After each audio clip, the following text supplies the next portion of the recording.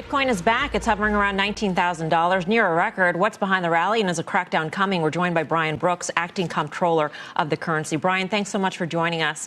I want to first start off by asking you about a tweet that your former boss at Coinbase, the CEO, Brian Armstrong, sent out last week. And he said that the Treasury could be, quote, planning to rush out some new regulation regarding self-hosted crypto wallets before the end of the term.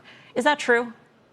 Yeah, look, Melissa, rumors abound in Bitcoin more than almost any other place. What I would tell you is we're very focused on getting this right. We're very focused on not killing this. And it's equally important that we develop the networks behind Bitcoin and other cryptos as it is that we prevent money laundering and terrorism financing. So believe me, there's a balance here, and it's going to work for everybody. So that's neither a yes or no answer to that. Should we be expecting some new regulations by the end of the Trump term? I think you're going to see a lot of good news for crypto by the end of the Trump term. Some of it's going to have to do with banks connecting to blockchain. Some of it's going to be more clarity around the nature of these assets.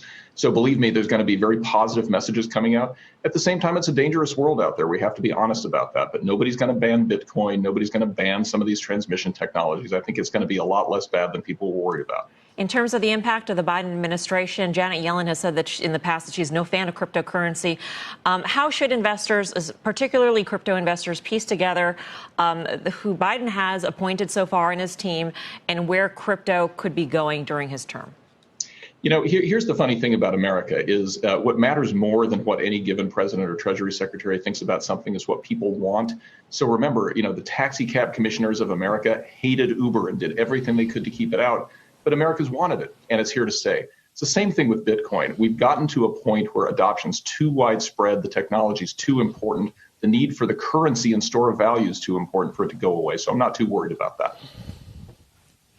Hey, Brian, it's good to have you on. So in the past, we had Secretary Mnuchin on, and I swear this is one of our, in terms of Twitter exploding, he talked about money laundering and sort of the nefarious uses of Bitcoin, et cetera, and all of his concerns. And I asked him, well, I remember at the time, I didn't know it was going to be that profound, but I said, in the history of the world, and all we know about money laundering and drug cartels and everything that's ever been done, it's all been done with fiat money in cash. And now there's Bitcoin, which is new, and they keep saying, oh, no, it's going to be used for blah. I mean, it's never been a problem to launder money and to do nefarious things using the existing system. So why is that an appropriate sort of a red herring that we always hear? Look, there's a thing in the world called behavioral psychology, and it tells us we have a whole bunch of biases that we're not even aware of. And the answer is we have something called status quo bias. We think the status quo is safe no matter what it is, and we think whatever is different is dangerous. Those of us who are on the technology vanguard kind of get that, and what we understand is the same risks that have always existed will keep existing, but we'll have amazing new applications, incredible friction-free futures, and all of that stuff. There will always be bad guys, and no matter what technology we have, they will be there. The question is, are we going to sacrifice all the benefits of the future because we're so wedded to the past? I don't think Americans are going to do that. And that's why Bitcoin is where it is and why market volumes are what they are. People have finally adopted at scale, and we have to adapt to that. Yeah, I think the money laundering argument and the nefarious use, that's like one of the worst arguments against crypto and crypto adoption. But Brian, I wanted to follow up on the point you made in terms of you think good things are coming by the end of the Trump term for cryptocurrency. Are you in the camp who believes that more regulation in cryptocurrency will be a good thing overall for the industry? Yeah, look, I wouldn't say more regulation. This is not like your breakfast cereal box where it talks about weight, not volume. I don't think we need 50 regulations instead of 2. But what we do need is clarity about what's allowed. And so we need some guidance, for example, about whether banks can connect directly to blockchains as payment networks. The answer has to be yes, right?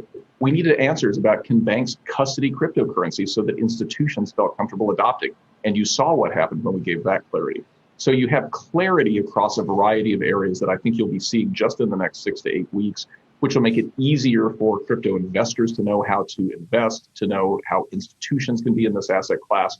And those are the things that are driving prices at this point. It may have hit a bubble 2 years ago, but with more clarity, institutions that see this as a real thing are going to adopt at scale, which they've already started to do. So stay tuned.